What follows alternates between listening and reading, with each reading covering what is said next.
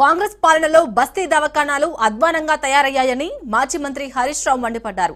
పేదల ఆరోగ్యం కోసం కేసీఆర్ బస్తీ దవాఖానాలను ప్రారంభిస్తే సీఎం రేవంత్ రెడ్డి వాటిని నరకప్రాయాలుగా మారుస్తున్నారని హరీష్ రావు ఆరోపించారు. పేదలకు వైద్యం అందడం లేదు, డాక్టర్లకు జీతాలు చెల్లించడం లేదని అంటున్న హరీష్ రావుతో మా ప్రతినిధి సైదులు ఫేస్ టు ఫేస్.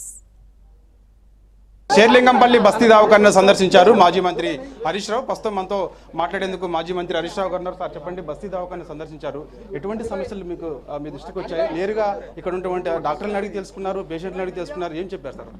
ముఖ్యంగా ఇప్పుడు బస్తీ దవాఖానాలు అనేటువంటివి బస్తీల్లో ఉండే పేదలకు సుస్థి వస్తే దాన్ని నయం చేయడం కోసం బస్తీ దవాఖానాలు పెట్టారు. దేశంలోనే మొట్టమొదటిసారిగా 350 బస్తీ దవాఖానాలను కేసీఆర్ గారి ప్రభుత్వం హైదరాబాద్ నగరంలో పెట్టింది. దీన్ని కేంద్ర ప్రభుత్వం కూడా మెచ్చుకొని తెలంగాణ లెక్క దేశం మొత్తం కూడా బస్తీ దవాఖానాలు పెట్టమని చెప్పారు. కానీ రేవంత్ రెడ్డి ప్రభుత్వం వచ్చిన తర్వాత ఈ బస్తీ దవాఖానాలను పట్టించుకోవడం మానేశారు. లోపల పోయి మేము సిబ్బందిని కలిస్తే పాపం అక్కడ డాక్టర్ గారు, స్టాఫ్ నర్స్ గారు, అక్కడ పనిచేసే సిబ్బందికి 5 నెలలు 6 నెలల నుంచి జీతాలు రావడం లేదు. 5 నెలలు జీతాలు రాకపోతే వాళ్ళ ఇంటి కిరాయి ఏం కట్టుకోవాలి, వాళ్ళ పిల్లల ఫీజులు ఏం కట్టాలి, వాళ్ళు ఎట్లా బతకాలి? నువ్వు పొద్దుగాలు లేస్తే ఏం ఉపన్యాసం ఇస్తావు, 1వ తారీఖే జీతం ఇస్తున్నా అంటున్నావు. మరి 5 నెలల నుంచి ఇక్కడ జీతాలు ఎందుకు ఇవ్వడం లేదు? 110 రకాల మందులు బస్తీ దవాఖానాలలో ఆనాడు కేసీఆర్ గారి ప్రభుత్వం అందుబాటులో పెట్టింది. ఈరోజు చూస్తే 60-70 రకాల మందులు కూడా బస్తీ దవాఖానాలో అందుబాటులో లేవు.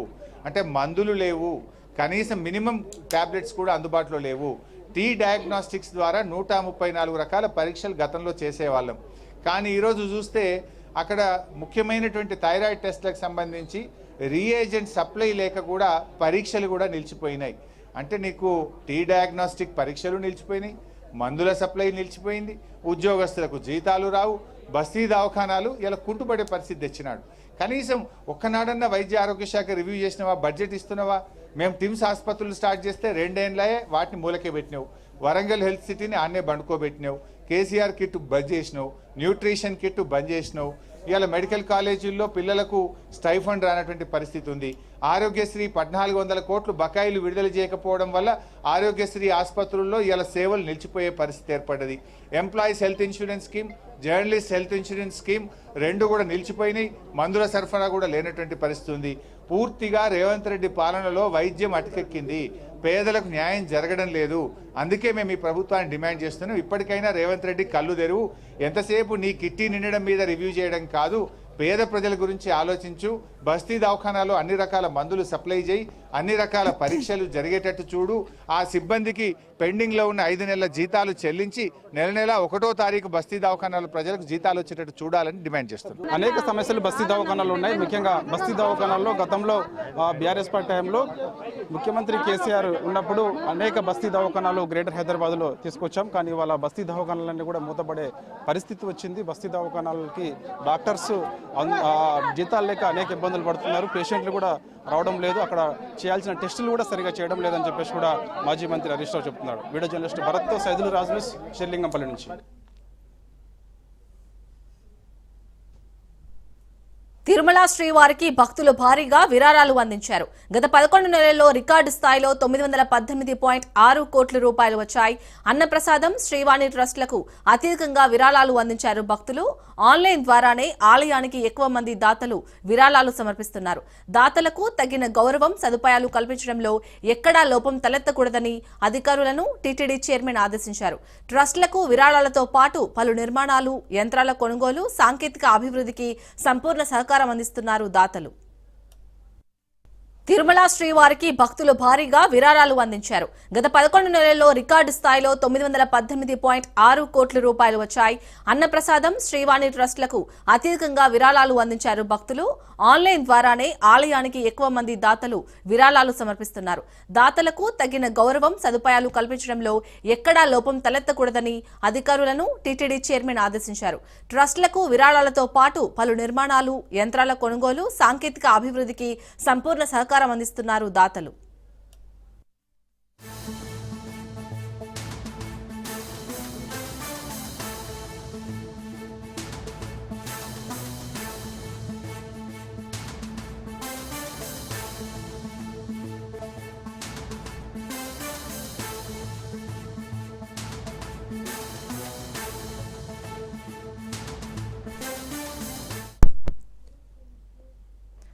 రైట్గేటు తిరుమల శ్రీవారికి అయితే భక్తులు భారీగా విరాళాలు అందిస్తున్నారు. దీనికి సంబంధించి పూర్తి డీటెయిల్స్ మా ప్రతినిధి సురేష్ అందిస్తారు. సురేష్, రైట్ సార్లు ఏదైతే తిరుమల వెంకటేశ్వర స్వామికి భారీ ఎత్తున విరాళాలు అందురని చెప్పుకోవాలి. స్వామివారి మొక్కులు తెచ్చే భక్తుల సంఖ్య కూడా విపరీతంగా పెరిగిపోయిందని చెప్పుకోవాలి. గడిచిన 11 నెలల్లో 9,18,00,000 రూపాయలు స్వామివారికి ఆదాయం విరాళ రూపంలో వచ్చిందని చెప్పుకోవాలి. అంటే కూటమి ప్రభుత్వం ఏర్పడిన తర్వాత భక్తుల సంఖ్య గణనీయంగా తిరుమలకు పెరిగిందని చెప్పుకోవాలి. టీటీడీ బిఆర్ నాయుడు అధ్యక్షతన తిరుమలలో సౌకర్యాలపైన భక్తులు సంతృప్తి వ్యక్తం చేస్తున్నారు. తాజాగా తిరుమల విరాళ సంఖ్య చూసుకుంటే అత్యధికంగా పెరిగిందని చెప్పుకోవాలి. ప్రస్తుతం అన్నదానానికి ఎక్కువ విరాళాలు అందిస్తామని చెప్పుకోవాలి. ప్రస్తుతం అన్నదాన ట్రస్ట్ కి గత 11 నెలల్లో 338 కోట్లు విరాళాలు అందాయి. అలాగే శ్రీవారి ట్రస్ట్ కి 252 కోట్లు, శ్రీ బాలాజీ ఆరోగ్య వరప్రసాద స్కీమ్ కి 97 కోట్లు, ఎస్సీ ప్రాణదాన ట్రస్ట్ కి 66 కోట్లు, గో సంరక్షణకు 56 కోట్లు, అలాగే ఎస్సీ ప్రాణదాన ట్రస్ట్ కి 33 కోట్లు, బర్డ్ ట్రస్ట్ కి ముఖ్యంగా వికలాంగులకు ఎక్కువ మందికి చికిత్సించేందుకు 30 కోట్లు, సర్వశ్రేయ ట్రస్ట్ కు 20 కోట్లు, వేద పరిరక్షణ కోసం 13 కోట్లు, ఎస్సీబీసీకి 6 కోట్లు, సిమ్స్ కోసం 1.5 కోట్లు. ఈ విధంగా పూర్తి స్థాయిలో ఆన్లైన్ కంటే ఆఫ్లైన్ లో ఎక్కువ మంది దాతలు విరాళ రూపంలో ఇస్తున్నారు. ఆ దాతలకు తగిన గౌరవం సదుపాయాలు కల్పించడం ఎక్కడ లోపం లేకుండా చూడాలని చెప్పి టీటీడీ భావిస్తూ వస్తుంది.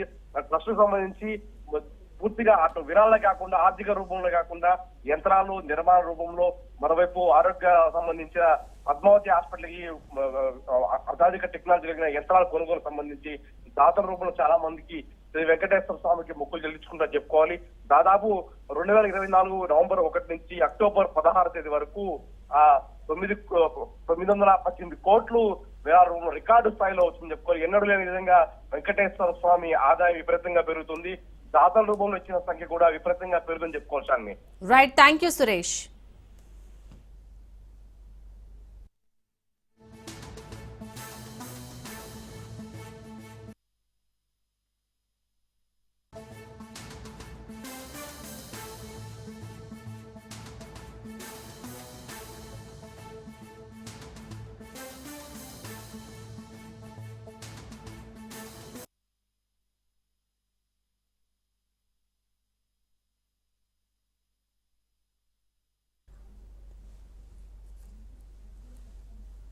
గాంధీ భవన్ లో మంత్రి అడ్లూరి లక్ష్మణ్ మాట్లాడుతున్నారు. లైవ్ లో చూద్దాం. ప్రభుత్వంలో రైతుల మిర్యాలగూడలో నిరసన తెలియజేస్తే భూదాన్ సమస్యపై రైతుల పోలీసులు దారుణంగా కొట్టించడం జరిగింది. ఒక దళితుల యొక్క రైతు చేయి కూడా విరగొట్టడం జరిగింది. పలువురు సీరియస్ ఆసుపత్రుల పాలైండు 2019లో. అదేవిధంగా రైతు సంఘ నాయకులు ఎవరైతే ఉంటారో రైతుల సమస్యల మీద అప్పుడున్న ప్రభుత్వంపై రైతుల పక్షాన పోరాటం చేసి టీఆర్ఎస్ పార్టీ కేసీఆర్ను ప్రభుత్వాన్ని ప్రశ్నిస్తే రైతు సంఘ నాయకులపై సిఐడి కేసులు పెట్టడం జరిగింది. 21, 23 సిఐడి ద్వారా కేసులు ఎఫ్ఐఆర్ చేయించడం జరిగింది రైతు సంఘ నాయకుల మీద. భూసేకరణ ప్రాజెక్టు గురించి మాట్లాడిన రైతు సంఘ నేతలపై క్రిమినల్ కేసులలో ఇరికించిండ్రు. అదేవిధంగా కాళేశ్వర్ ప్రాజెక్టుపై ప్రశ్న రైతు సంఘం నాయకుడు సుదర్శన్పై కేసులు పెట్టిండ్రు. నిరుద్యోగ ఉద్యోగుల 2022 చెలో అసెంబ్లీ జాబ్ క్యాలెండర్ నిరసన పర్మిషన్ లేదని పోలీసుల అసెంబ్లీ ముందు టెంట్లు దహనం చేసి 300 మంది నిరుద్యోగ యువతను నిర్బంధించింది. అదేవిధంగా ఉస్మానియా హాస్టల్లో రాత్రి విద్యార్థుల గదుల్లో చొరబడి విచక్షణ రహితంగా వారి మీద దాడి చేసి వాళ్ళ ల్యాప్టాప్లు గుంజుకున్నారు.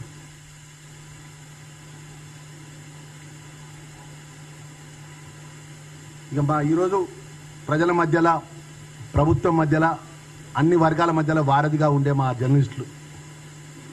జర్నలిస్టుల సోదరులపై కూడా 2018-23లో కూడా సాక్షి కానీ, TV9 కానీ, ఎన్టీవీ ప్రభుత్వంపై విమర్శలు రాగానే ఎఫ్ఐఆర్ నమోదు చేయడం జరిగింది. వెలుగు పత్రిక కూడా వెబ్సైట్ల మీద కానీ ఎడిటర్ల మీద కూడా ఐటీ యాక్ట్ కింద కేసులు నమోదు చేస్తున్నారు వాళ్ళు ప్రభుత్వంలో. మునుగోడులో బై ఎలక్షన్స్లో 2 జర్నలిస్టులను వారి యొక్క ఫోన్ ట్యాపింగ్ కేసులో ఇరికించింది 2 జర్నలిస్టులను.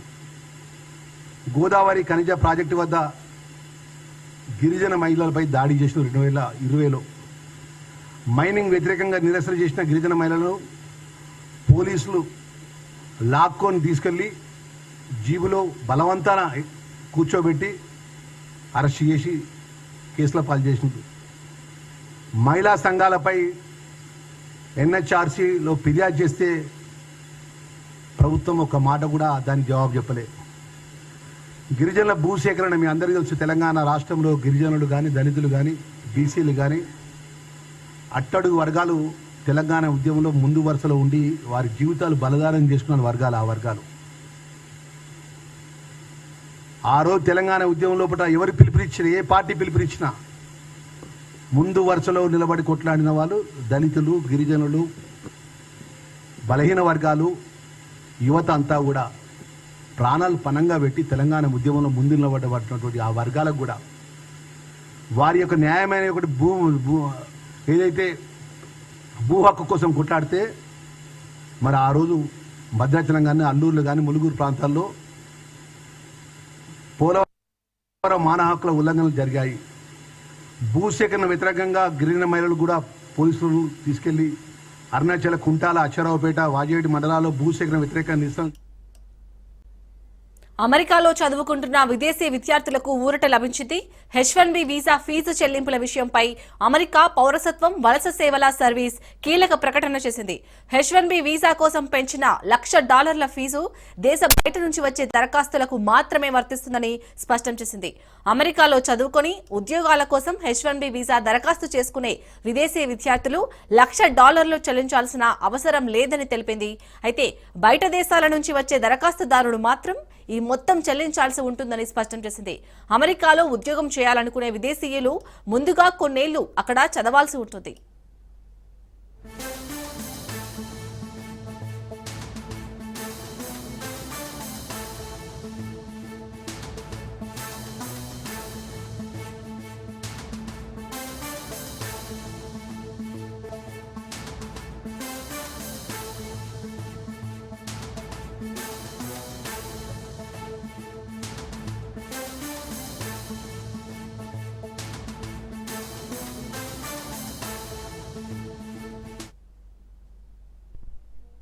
ఇక సెప్టెంబర్ 21న H1B వీసాపై ప్రకటన వెలువడిన తర్వాత దాఖలైన దరఖాస్తులకు మాత్రమే ఇది వర్తిస్తుందని తెలిపింది. ఈ ఫీజు చెల్లింపుల కోసం ఆన్లైన్ సేవలు ప్రారంభించినట్లు వెల్లడించింది. F1 విద్యార్థి వీసా హోల్డర్లు H1Bకి మారాలనుకునే వారితో పాటు ఇప్పటికే చెల్లుబాటు అయ్యే హోదాతో యుఎస్లో ఉన్న వారికి ఈ $1,00,000 ఫీజు నుంచి మినహాయింపు ఉంటుంది.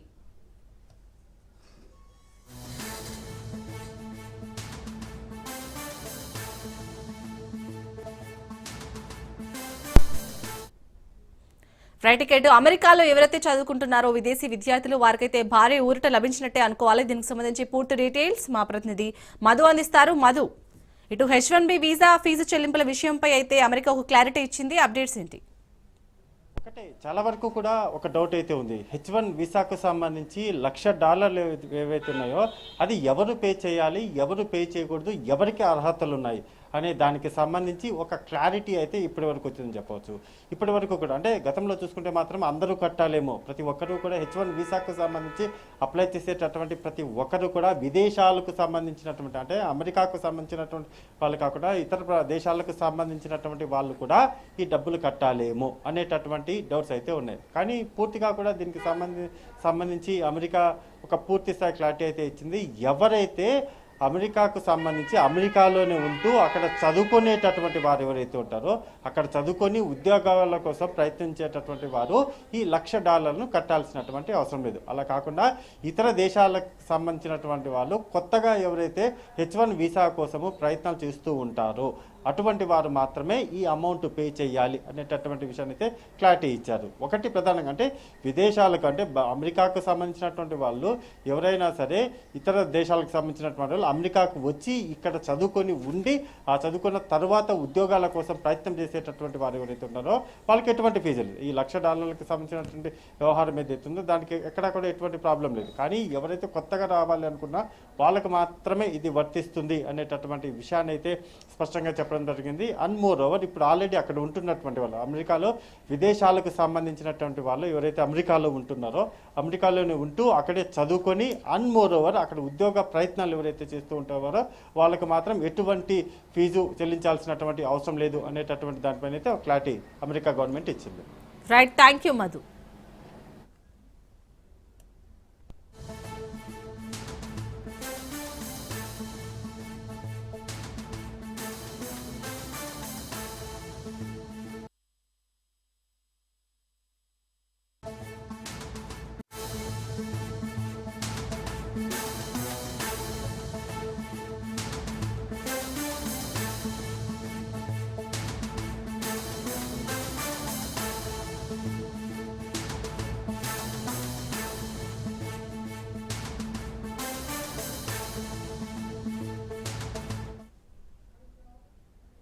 వచ్చే నెల 7న ఏపీ కేబినెట్ భేటీ కానుంది. వైజాగ్ లో పెట్టుబడులపై ప్రధానంగా చర్చించనున్నారు. వైజాగ్ లో వచ్చే నెల 14, 15 తేదీలో జరిగే పెట్టుబడుల సదస్సుపై చర్చించనున్నారు. ఇప్పటికే ఏర్పాట్లపై మంత్రివర్గ ఉపసంఘం నియామకం జరగనుంది.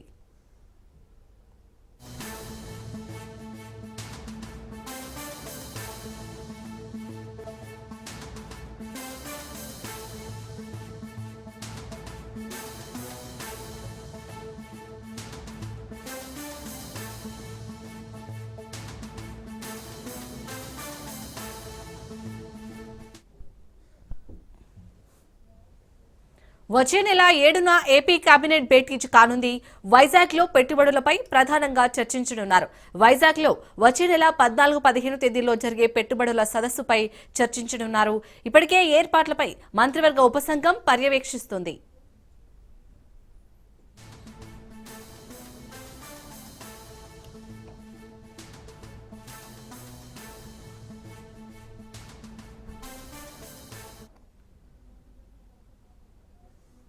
రైట్, ఇటు వచ్చే నెల 7న అయితే ఏపీ కేబినెట్ భేటీ కానున్నట్లుగా తెలుస్తోంది. దీనికి సంబంధించి పూర్తి డీటెయిల్స్ మా ప్రతినిధి సంతోష్ అందిస్తారు. సంతోష్, విషయాన్ని ఏదైతే నవంబర్ 7వ తేదీన ఏపీ కేబినెట్ సమావేశం అనేది కూడా రాష్ట్ర సచివాలయం మొదటి బ్లాక్ లో సీఎం చంద్రబాబు నాయుడు అధ్యక్షతన ఉదయం 11 గంటలకు అయితే కనుక ఈ యొక్క సమావేశం అనేది కూడా నిర్వహించనున్నట్లు కూడా ఇటు సిఎస్ ప్రభుత్వ సిఎస్ విజయానంద్ అయితే కనుక ఉత్తర్వులు వెల్లడించడం కూడా జరుగుతూ ఉంది. ప్రధానంగా ఏదైతే ఇటు రాష్ట్రానికి పెట్టుబడుల దిశగా అయితే కనుక వెళ్తున్నటువంటి నేపథ్యంలోనే ఇక విశాఖపట్నం వేదికగా నిర్వహించబోయేటువంటి సదస్సు, సిఐఏ సదస్సు ఏదైతే ఉందో 14, 15 దీనికి సంబంధించి ప్రధానంగా చర్చించే అవకాశాలు ఎక్కువగా కనబడతా ఉన్నాయి. ఇప్పటికే సీఎం చంద్రబాబు నాయుడు గూగుల్ సంస్థ లాంటి సంస్థని తీసుకురావడం, అదేవిధంగా ఇక పూర్తి స్థాయిలో రాబోయే విదేశీ పెట్టుబడులు ఎక్కువగా వస్తున్నటువంటి నేపథ్యంలోనే ఇక విశాఖపట్నం వేదికగా నిర్వహించబోయేటువంటి ఈ యొక్క సదస్సు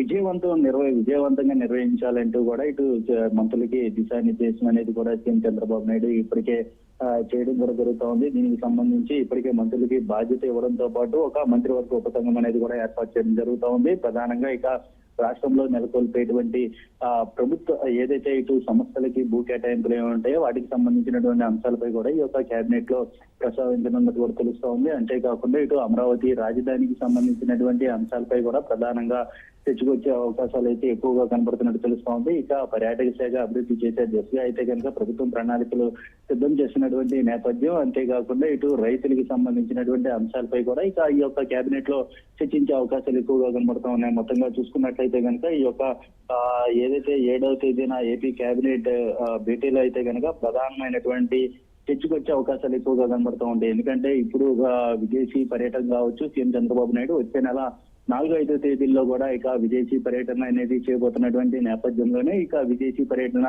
తిరిగి వచ్చిన అనంతరం కూడా ఈ యొక్క కేబినెట్ సమావేశం అనేది కూడా నిర్వహించబోతా ఉన్నారు. అయితే విదేశీ పెట్టుబడిదారులను ఆకర్షించే విధంగా కూడా ఈ యొక్క సిఐ సదస్సు ఉంటుందంటూ కూడా మంత్రులకి దిశానిర్దేశం చేయడంతో పాటు ఈ యొక్క కేబినెట్ లో అయితే కనుక ఎంతో కీలకమైనటువంటి సమావేశం అనేది కూడా తెలుస్తా ఉంది.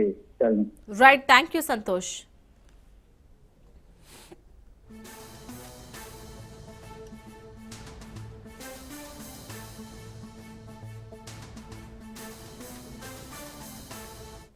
శాంతి భద్రతలను కాపాడటంలో పోలీసులు ప్రాణాలను సైతం పణంగా పెడుతున్నారని సీఎం రేవంత్ రెడ్డి అన్నారు.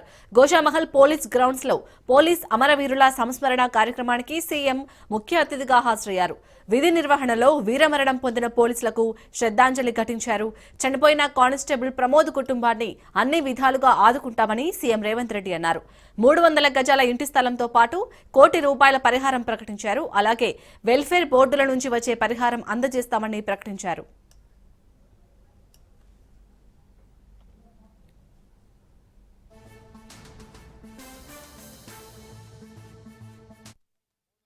క్రితం నిజామాబాద్లో సిసిఎస్ కానిస్టేబుల్ ఎంపల్లి ప్రమోద్ కుమార్ విధి నిర్వహణలో వీరమరణం పొందారు. భర్త ప్రమోద్ను పోగొట్టుకున్న అతని భార్య ప్రణీతకు అతి చిన్న వయసులోనే తండ్రిని కోల్పోయిన అతని 3 కుమారులకు వారి కుటుంబానికి ప్రభుత్వం అండగా ఉంటుంది. వారి కుటుంబానికి ₹1 కోటి ఎక్స్ గ్రేషియా, అమరుడైన కానిస్టేబుల్ పదవి విరమణకు వచ్చే లాస్ట్ పే డ్రాన్ శాలరీతో పాటు కుటుంబ సభ్యులలో ఒకరికి ప్రభుత్వ ఉద్యోగం, 300 గజాల ఇంటి స్థలం మంజూరు రాష్ట్ర ప్రభుత్వం చేస్తుంది. మరోవైపు మావోయిస్టుల లొంగుబాటుపై స్పందించారు సీఎం రేవంత్. జనజీవన స్రవంతిలో కలవాలని మిగతా మావోయిస్టులను కోరుతున్నారని తెలిపారు. మావోయిస్టు కార్యకలాపాలు గతంలో రాష్ట్రంలో విస్తృతంగా జరిగేవి. కానీ నేడు పోలీస్ శాఖ చర్యల వల్ల శాంతి నెలకొంది. మావోయిస్టు ఉద్యమంలో ఉన్న అజ్ఞాత నాయకులను జనజీవన స్రవంతిలో కలవాలని నేను వారికి ప్రత్యేకంగా విజ్ఞప్తి చేస్తున్నాను. ఇటీవల కొందరు మావోయిస్టు కీలక నాయకులు లొంగిపోయిన విషయం మీ అందరికీ తెలిసిందే.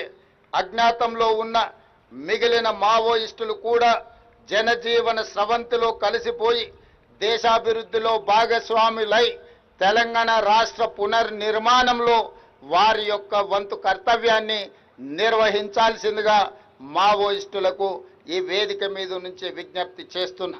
రాష్ట్రంలో శాంతి భద్రతలు నెలకొన్నప్పుడే పెట్టుబడులకు రక్షణ.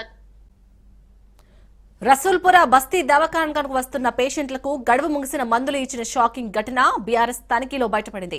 హైదరాబాద్ నగరంలోని అన్ని బస్తీ దవాఖానాలను సందర్శించాలని బీఆర్ఎస్ వర్కింగ్ ప్రెసిడెంట్ కేటీఆర్ పిలుపుతో ఆ పార్టీ అధికార ప్రతినిధి మన్నే క్రిషాంక్ కంటోన్మెంట్ పరిధిలోని రసూల్పుర బస్తీ దవాఖానాను సందర్శించారు. తనిఖీ సమయంలో ఒక రోగికి 3 నెలల క్రితమే గడువు ముగిసిన మందులు ఇచ్చినట్లు గుర్తించారు. పట్టణ ఆరోగ్య కేంద్రాలకు సరఫరా అయ్యే మందులపై ఆరోగ్య శాఖ నిర్లక్ష్యం వహిస్తుందని క్రిషాంక్ మండిపడ్డారు. కేసీఆర్ ప్రభుత్వ కాలంలో స్థాపించిన బస్తీ దవాఖానాలపై ప్రజలు ఉంచిన విశ్వాసాన్ని కాంగ్రెస్ ప్రభుత్వం చెడగొడుతుందని బీఆర్ఎస్ నేత క్రిషాంక్ అన్నారు.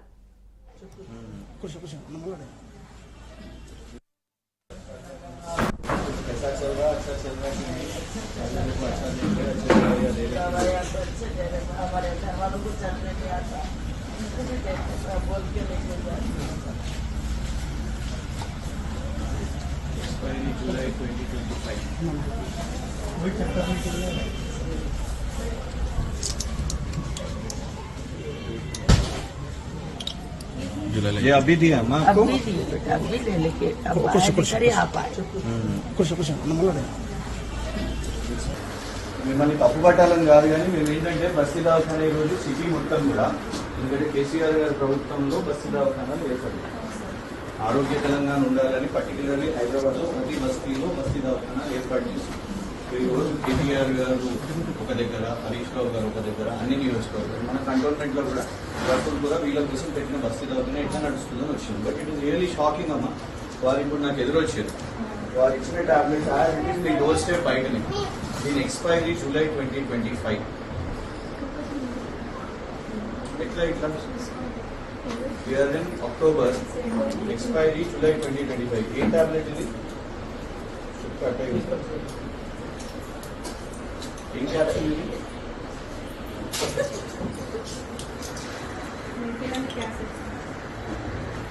షుడ్ బి కేర్ఫుల్ కదమ్మా. ఎక్స్పైరీ అట్లా మనం జాగ్రత్తగా ఉండాలి.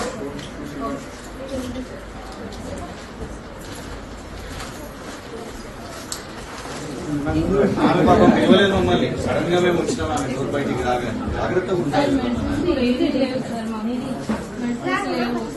Oxygen, cough syrups, antibiotics, infections కి ఏమీ లేవు మెడిసిన్. ఎగ్జాక్ట్ గా 3 months ఫ్రీక్వెంట్ డిసీజెస్ ఉంటాయి, ఇప్పుడు మళ్ళీ సీజనల్ ఇవన్నీ కూడా ఉంటాయి కాబట్టి అందుకే ఇంకొకటి ఏంటంటే ఇక్కడ it is slum, major slum. పాపం వాళ్ళకు ఎడ్యుకేషన్ కూడా లేదు.